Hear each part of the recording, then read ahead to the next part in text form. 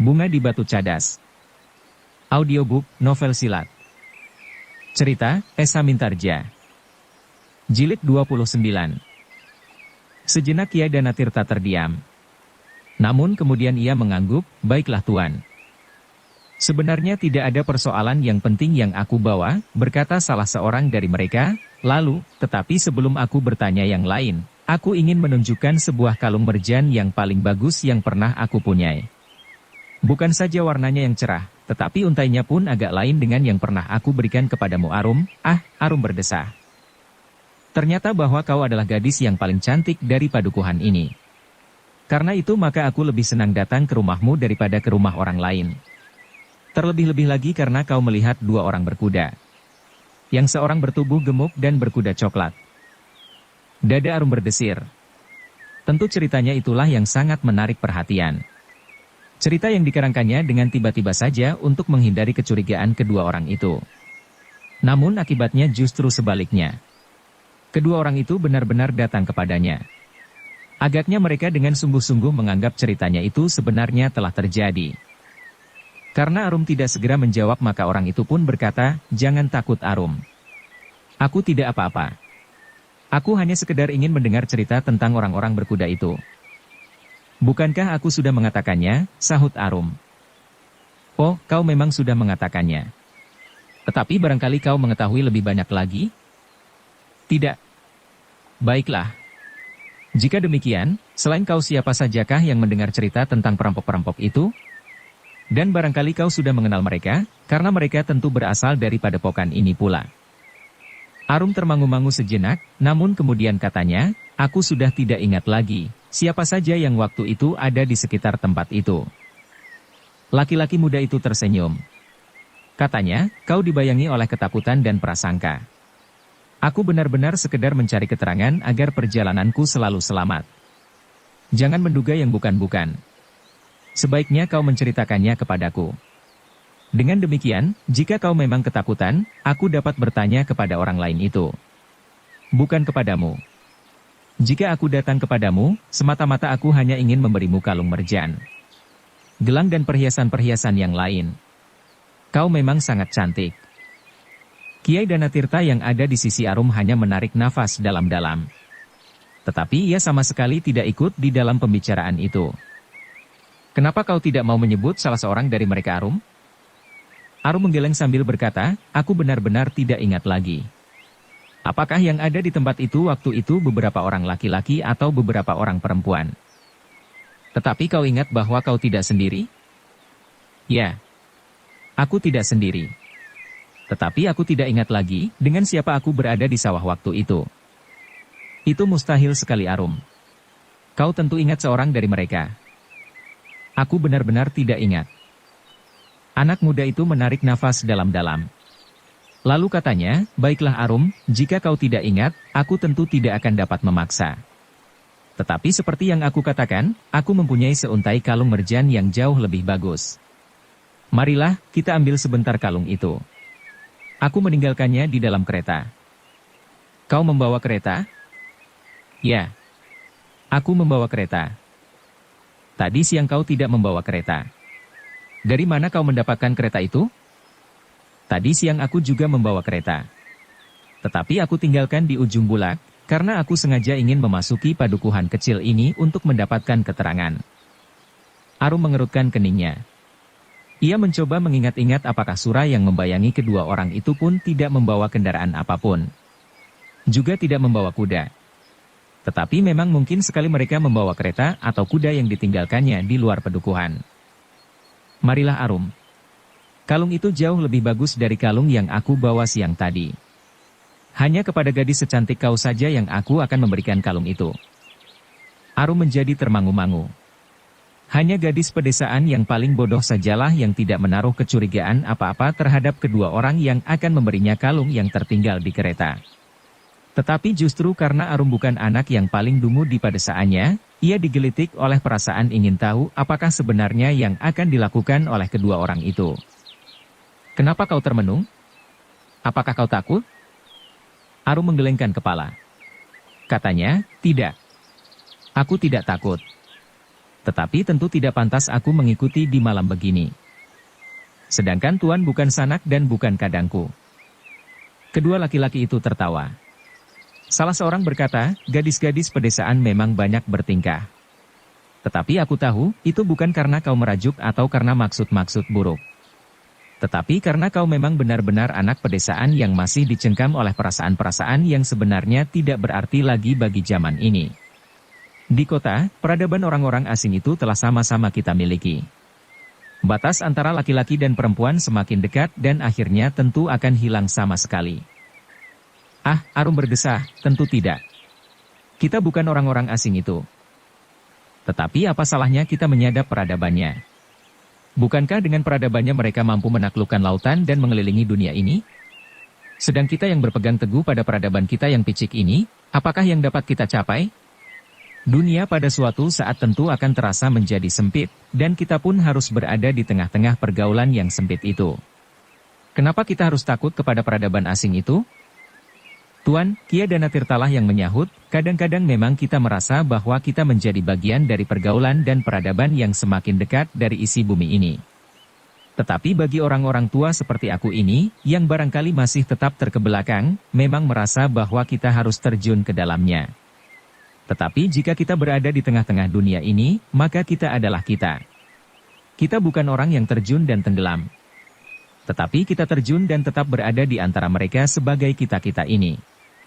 Sebagai sebuah pribadi yang akan mereka kenal dan memang mempunyai kelainan seperti juga pribadi-pribadi yang lain, yang memiliki kediriannya masing-masing, kedua anak-anak muda mengerutkan keningnya, namun salah seorang daripadanya kemudian tertawa sambil berkata, "Kau tidak akan dapat hidup di dalam alam yang dibayangi oleh harga diri yang berlebih-lebihan itu terus-menerus."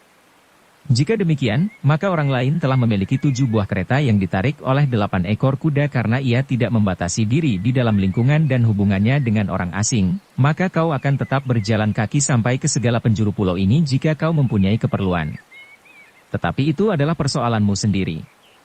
Aku tidak akan berkeberatan, orang itu berhenti sejenak, lalu, tetapi sebaiknya kau biarkan anak gadismu menikmati hidup di masa remajanya.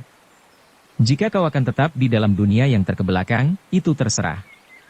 Umurmu tinggal beberapa tahun lagi. Tetapi lepaskan anak gadismu menikmati hidup ini sepuas-puasnya. Jika ia mau, ia akan menjadi orang yang terhormat di kota. Ah, biarlah ia. Tetap menjadi anak pedesaan, sahut Kiai Danatirta. Baiklah. Itu bukan persoalanku. Sekarang, biarlah aku menemui janjiku. Aku akan memberinya kalung merjan yang paling bagus. Arum menjadi ragu-ragu. Tetapi keinginannya untuk mengetahui apa yang akan dilakukan oleh anak-anak muda itu menjadi semakin besar. Dan agaknya ayahnya pun mengetahuinya pula, sehingga hampir di luar dugaan kedua anak-anak muda itu, Kiai Danatirta pun berkata, "Baiklah Tuan. Jika Tuan ingin memberinya kalung, biarlah aku mengantarkannya sampai ke kereta Tuan." Kedua anak muda itu saling berpandangan. Tetapi salah seorang dari mereka tertawa sambil berkata, "Baiklah. Baiklah. Marilah kita pergi." Arum menarik nafas dalam-dalam. Ia menjadi semakin tenang, karena ayahnya ikut pula bersamanya. Demikianlah maka Arum pun diantar oleh Kiai Danatirta turun ke halaman dan keluar dari regol. Beberapa saat lamanya mereka berjalan menyusuri jalan padukuhan di dalam gelapnya malam. Agaknya padukuhan itu menjadi lengang. Beberapa orang menjadi segan keluar dari rumahnya di malam hari setelah terjadi berita yang mendebarkan tentang perampok-perampok yang berkeliaran. Tetapi malam memang terlampau dingin sehingga malas juga berada di gardu-gardu. Ketika mereka sampai di luar padukuhan, mereka sama sekali tidak melihat seekor kuda pun. Apalagi sebuah kereta sehingga Arum yang memang sudah bercuriga itu pun bertanya, "Di manakah kereta Tuan?" "Di sana, di ujung bulak." "Di ujung bulak?" ulang Arum. "Ya, di ujung bulak di sebelah sudut padukuhan." Arum tidak menjawab. Ia berjalan saja diiringi oleh ayahnya. Namun ketika mereka sampai ke ujung bulak, maka mereka masih belum melihat sesuatu, sehingga sekali lagi Arum bertanya, "Tuan, di manakah kereta Tuah?" Sejenak keduanya tidak menjawab. Tetapi mereka masih saja melangkah memasuki bulak yang gelap. "Tuan," langkah Arum pun kemudian terhenti. Demikian juga Danatirta. "Kenapa kau berhenti?" bertanya salah seorang dari kedua laki-laki muda itu. "Kereta Tuan tidak ada." Laki-laki itu menarik nafas, lalu, "Ya, keretaku memang tidak ada." "Jadi, apakah maksud Tuan sebenarnya?" "Marilah, kita ambil kalung itu di Surakarta. Kalung itu bukan hanya dari merjan, tetapi dari emas. Kita singgah sebentar di rumah kawanku. Sebenarnya lah bahwa aku meninggalkan keretaku di sana. Di daerah Losari." "Losari?" "Ya. Bukankah padukuhan Losari itu jauh dari sini?" "Masih lebih jauh ke Surakarta." "Ah, tidak Tuan. Biarlah aku dan ayah kembali saja ke Padepokan." "Jangan Arum. Aku memerlukan kau." "Memang aku tidak memerlukan ayahmu. Biarlah ayahmu kembali. Kau mempunyai keterangan yang berharga tentang orang gemuk berkuda coklat. Dan kau adalah gadis yang cukup cantik. Kau akan mendapat tempat yang baik di Surakarta. Orang-orang asing akan memberi apa saja yang kau minta. Dan jika mereka tidak mau, maka aku pun bersedia memeliharamu." "Gila," Arum berteriak. "Jangan berteriak di malam hari." "Tuan," berkata Kiai Danatirta, "sebenarnya bukan caranya Tuan berbuat begitu sebagai seorang laki-laki Surakarta. Tuan telah mengecewakan aku. Aku menganggap bahwa orang-orang Surakarta adalah orang-orang jantan dan bersifat kesatria. Hanya orang-orang yang bodoh sajalah yang berbuat demikian." Orang itu tertawa, "Kami tidak lagi ingin dicengkam oleh kebodohan kami, seolah-olah dengan kejantanan dan sifat-sifat kesatria kita akan dapat mencukupi kebutuhan kita. Kebutuhan lahiriah. Itulah yang sangat menarik. Seperti kecantikan lahiriah anakmu. Tuan, tentu aku tidak akan membiarkan anakku Tuan bawa." "Persetan. Izinkanlah aku membawa anakku pulang." Kedua anak-anak muda itu termenung sejenak. Lalu salah seorang berkata, "Jangan cari perkara Kiai. Pulanglah sendiri." Kiai Danatirta menjadi termangu-mangu. Ia masih ragu-ragu untuk berbuat sesuatu, karena dengan demikian akan dapat menimbulkan akibat yang berkepanjangan. Menurut penilaiannya, kedua anak-anak muda itu tentu bukan orang kebanyakan. Keduanya pasti orang-orang yang mendapat kepercayaan dari kumpeni atau dari para bangsawan yang berpihak kepada kumpeni untuk mengumpulkan keterangan tentang sikap orang-orang Jatisari. Jika salah seorang dari keduanya berhasil melarikan diri, atau barangkali ada kawan-kawannya yang ada di sekitar tempat ini dan melihat peristiwa ini terjadi, maka akibatnya akan menjadi sangat luas, berkata Kiai Danatirta di dalam hatinya, tetapi jika aku membiarkan Arum mereka bawa, maka banyak kemungkinan dapat terjadi. Jika Arum terjerumus ke dalam lingkungan mereka, maka ia akan mengalami nasib yang sangat malang. Dan bahkan tidak dapat dibayangkan sebelumnya. Namun dalam pada itu kedua anak-anak muda itu pun telah memperhitungkan setiap kemungkinan. Mereka tidak kehilangan kewaspadaan. Menurut pengalaman mereka, para penghuni Padepokan bukan saja menguasai olah kajiwan, tetapi olah kanuragan pula. Karena itu, maka mereka tidak mau kehilangan kesempatan untuk membawa Arum pergi. Sebelum terjadi sesuatu yang akan dapat menyulitkan mereka, maka tiba-tiba saja, hampir di luar penglihatan mata, tangan salah seorang dari kedua anak muda itu telah melingkar di leher Arum. Sebuah pisau belati kecil tergenggam di tangan itu, sedang ujungnya telah menyentuh leher Arum yang menjadi tegang. "Jangan berbuat sesuatu Kiai," berkata salah seorang anak muda itu, "kau tentu masih sayang kepada anakmu. Jika kau mencoba untuk melakukan sesuatu yang mencurigakan, maka pisau ini akan menusuk leher anakmu." Ia berhenti sejenak, lalu, "Arum, kenapa di lehermu tidak tersangkut kalung merjan itu?" Arum mengumpat di dalam hati. Tetapi ia tidak bergerak sama sekali, karena ujung pisau itu terasa menekan lehernya. "Pergilah Kiai," berkata anak muda itu, "pergilah. Atau kau ingin melihat leher anakmu ini sobek?" "Jangan," suara Kiai Danatirta yang menjadi sangat cemas. "Pergilah.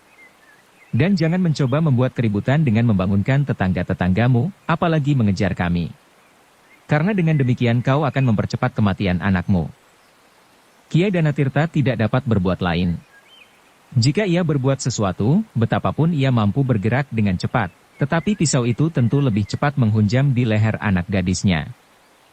Karena itu, Kiai Danatirta tidak akan mempunyai pilihan, ia harus tunduk kepada perintah anak-anak muda itu.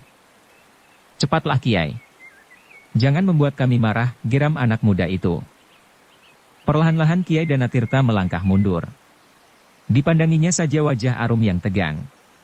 Di dalam kegelapan Kiai Danatirta tidak melihat bahwa wajah itu menjadi semerah bara.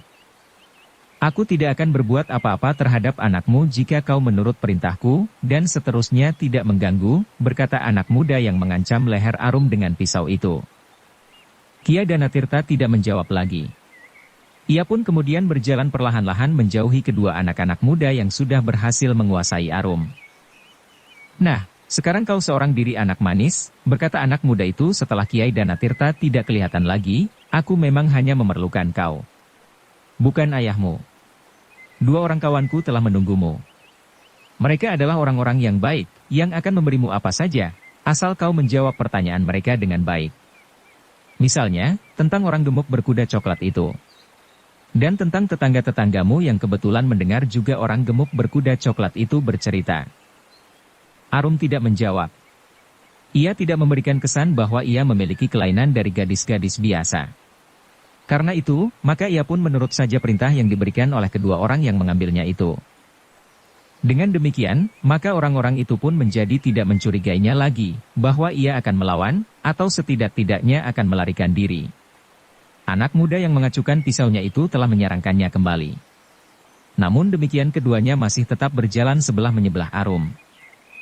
Di perjalanan itu Arum pun berusaha untuk menemukan jalan, agar ia dapat melepaskan diri dari keduanya. Arum sama sekali tidak tahu, sampai berapa jauh kemampuan kedua orang itu di dalam olah kanuragan. Namun yang jelas bagi Arum, bahwa anak-anak muda itu tentu membawa senjata.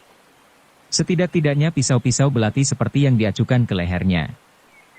Dengan hati-hati Arum mencoba menyentuhkan tangannya ke lambung salah seorang dari keduanya dengan berpura-pura kakinya terperosok sebuah lubang di tengah jalan. Dan ternyata sentuhan itu memberikan kesan kepadanya, bahwa sebenarnya lah senjata anak-anak muda itu bukan hanya sebuah pisau belati kecil itu. Di bawah kainnya terdapat sarung sebilah pisau belati yang lebih besar, bahkan hampir sebuah pedang kecil yang pendek. Sedang hulunya pun disembunyikannya di bawah bajunya yang longgar. Dengan demikian Arum pun menjadi bimbang. Apakah ia akan dapat berbuat sesuatu? Apalagi kedua orang itu berkata, bahwa masih ada 2 orang kawannya lagi yang sedang menunggu. Di sepanjang langkahnya Arum mencoba memperhitungkan, apakah yang sebaiknya dilakukan. Jika kemudian mereka sampai kepada kedua orang yang menunggu itu, maka ia akan mengalami kesulitan yang lebih besar untuk melepaskan diri. Tetapi bagaimanakah akibatnya jika kedua orang ini memiliki kemampuan yang tinggi? Arum bertanya kepada diri sendiri. Dan pertanyaan itu pun disusul pula oleh pertanyaan lain, namun tentu tidak akan lebih baik jika aku berada di antara orang-orang yang tidak aku kenal dan berjumlah lebih banyak lagi. Sehingga aku tidak dapat membayangkan apa yang akan terjadi atas diriku nanti. Arum terkejut ketika tiba-tiba saja salah seorang anak muda yang berjalan di sisinya itu menggamitnya sambil berkata, jangan risau. Ayahmu pulang dengan selamat. Dan kau pun akan selamat jika kau tidak berbohong. Arum mencoba memandang wajah anak muda itu. Namun kepalanya dipalingkannya ketika anak muda itu menyentuh pipinya, kau tidak akan mengalami apapun juga, justru karena kau cantik. Bahkan mungkin kau akan mendapat perlakuan khusus dari mereka. Arum menjadi semakin muak kepada anak muda itu. Sepercik penyesalan telah meraba hatinya. Jika ia tidak menyebut orang gemuk berkuda coklat, maka ia tidak akan mengalami nasib serupa itu. Tidak, ia menggeram di dalam hati, aku tidak mau sampai kepada 2 orang lain lagi yang tidak aku kenal. Apapun yang akan terjadi, aku harus berusaha. Jika kedua orang ini ternyata memiliki kemampuan yang tinggi, biarlah aku mati di sini. Itu lebih baik daripada aku akan jatuh ke tangan orang-orang yang tentu akan memeras keteranganku dengan segala macam cara. Dan bahkan mungkin dengan cara yang paling buas yang dapat dilakukan atas seorang perempuan. Dan ternyata Arum pun telah berketetapan hati. Karena itu, ia tidak mau menunggu lebih lama lagi. Apalagi saat itu mereka masih berjalan di jalan persawahan yang agak jauh dari pedesaan. Aku harus berbuat sesuatu sebelum aku sampai ke ujung bulak itu, katanya di dalam hati. Arum pun kemudian mempersiapkan dirinya. Ia telah mempelajari ilmu olah kanuragan sampai tuntas, meskipun masih perlu dikembangkan lebih jauh. Namun dengan bekal yang ada, ia harus mempertahankan dirinya dari kebuasan orang-orang yang tidak dikenalnya itu. Untuk beberapa saat kemudian Arum masih saja berjalan dengan kepala tunduk. Dibiarkannya saja anak muda itu mengganggunya, bahkan kadang-kadang menyentuhnya. Namun adalah di luar dugaan mereka, bahwa tiba-tiba saja Arum meloncat selangkah surut, dan mempersiapkan dirinya untuk menghadapi setiap kemungkinan. Kedua anak-anak muda itu terkejut bukan kepalang. Dengan serta-merta mereka pun kemudian berhenti dan berpaling. Namun Arum tidak memberinya kesempatan sama sekali, justru karena ia tidak mengerti tingkat ilmu dari kedua orang itu. Tetapi Arum sudah memutuskan bahwa ia akan berjuang dengan sekuat tenaga sampai kemungkinan yang terakhir. Jika ia gagal, dan kedua anak muda itu berhasil membawanya, maka ia tentu akan memilih mati. Ia pernah mendengar bagaimana Company atau orang-orangnya berbuat terhadap orang-orang yang dicurigai dan tidak disenanginya. Apalagi ia adalah seorang gadis. Sebelum kedua orang itu sempat berbuat sesuatu, maka Arum pun sudah memulainya. Ia berusaha untuk lebih dahulu melumpuhkan seorang dari antara mereka, karena dengan demikian ia akan berhadapan dengan seorang saja lagi. Setidak-tidaknya ia akan dapat mengurangi kemampuan yang seorang itu. Karena itulah, maka sebelum keduanya sadar sepenuhnya akan persoalan yang dihadapinya, sebuah serangan telah meluncur menghantam dada salah seorang dari kedua anak muda itu. Serang kaki yang lurus mendatar, sehingga karena itu maka anak muda yang tidak menduga akan mengalami serangan yang demikian keras dan cepatnya itu, tidak sempat berbuat apa-apa. Yang terdengar kemudian adalah hentakan yang keras di dada anak muda itu disusul oleh keluhan yang tertahan. Kemudian anak muda itu terhuyung-huyung dan jatuh terlentang. Peristiwa itu benar-benar telah mengejutkan anak muda yang seorang lagi. Namun dengan gerak naluriah ia pun segera bersiap dan bahkan senjatanya telah tergenggam di tangannya. Seperti dugaan Arum, sebuah pedang yang pendek sekali, namun cukup berbahaya bagi lawannya. Menghadapi senjata pendek itu Arum harus berhati-hati. Tetapi ia sempat melihat dengan sudut matanya, anak muda yang seorang itu menggapaikan tangannya dan perlahan-lahan mencoba bangkit. Tetapi demikian anak itu berhasil duduk bersandar tangannya, sekali lagi Arum menyerangnya dengan kakinya tepat mengenai pelipisnya. Sekali lagi terdengar anak muda itu mengaduh, namun kemudian ia pun jatuh pingsan. Tetapi berbareng dengan itu, anak muda yang lain, yang telah siap dengan senjatanya, menyadari sepenuhnya apa yang sedang dihadapinya. Karena itu, maka ia pun segera menyerang dengan pedang pendeknya. Arum sempat mengelak. Sebuah loncatan yang panjang telah melemparkannya agak jauh dari lawannya, sehingga ia sempat mempersiapkan dirinya menghadapi lawannya yang bersenjata itu. Namun dalam pada itu terasa angin malam menyentuh kakinya sampai ke paha. Ternyata bahwa kain panjangnya telah tersobek pada serangannya yang pertama hampir sampai ke ikat pinggangnya. Aku tidak sempat memakai pakaian khususku, desisnya di dalam hati, tetapi apa boleh buat. Lebih baik kainku yang tersobek daripada kulitku. Demikianlah keduanya kemudian terlibat di dalam perkelahian yang sengit.